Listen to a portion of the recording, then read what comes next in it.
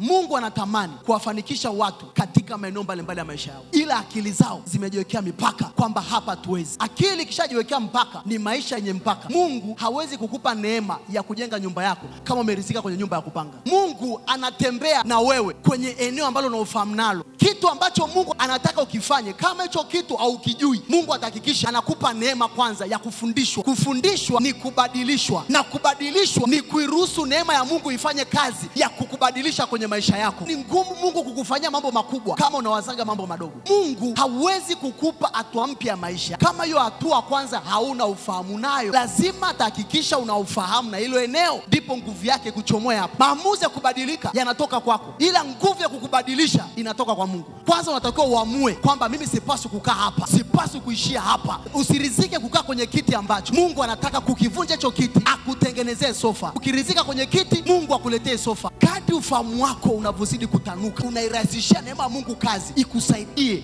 kugeuza maisha yako. Unatamani kesho ufike wapi? Unatamani maisha yako yapige hatua mpaka wapi? Kwa sababu Mungu anafanya kutokana na shauku iliyo ndani yako.